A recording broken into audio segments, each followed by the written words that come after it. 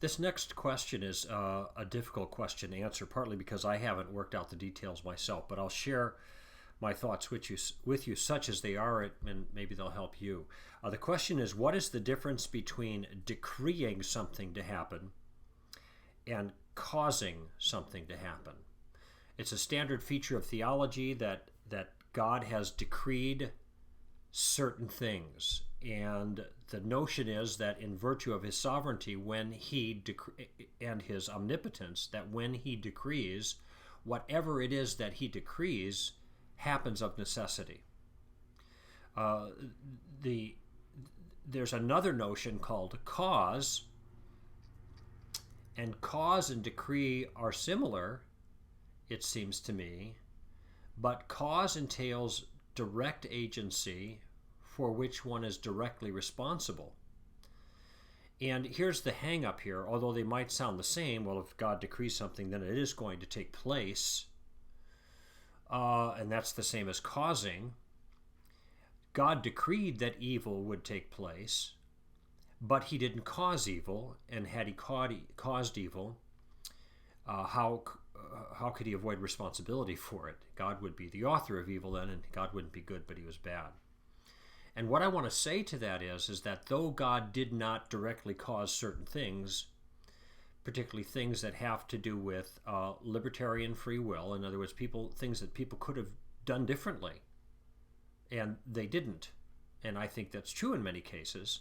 I don't think it's always true, but I think certainly Adam had libertarian free will with regards to the fall itself. He could have chosen otherwise. Now that we're fallen, we can't live a sinless life, but there are instances where we could choose one thing over another, and that's within our power. And in any event, those are things that we can choose to do. That when we make the choice, the blame or fault or maybe praise fall to us as the ones who are ultimately responsible for that choice. And I think this is where evil fits into the picture. God is above that and sovereignly in control of all things, and wills that we have the freedom to select things that are wrong, yet he is still in control of those circumstances when we do. And when we select those things that are wrong, he has allowed it for his purposes, though the act of doing wrong is caused by us individually, and we bear the blame.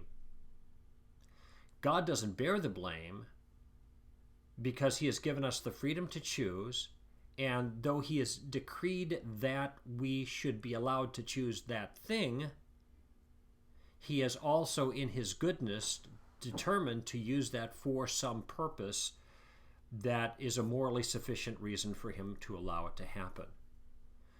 This way of looking at it avoids the problem of God being the author of evil, but still keeps him in charge while we are blameworthy of the things that we do wrong.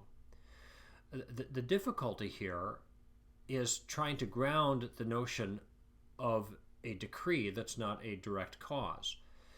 You could ground decrees in causation. You could say God decrees it to be so, and he knows it's going to be so. It's going to happen the way he decrees it because he directly causes it. But if that's the connection, then decreeing and causing are no different. And then what you have is a deterministic universe in which God is directly responsible for everything, including evil, and then God is the author of evil. And you can see the difficulty there. My problem is I don't know how to ground the notion of decree.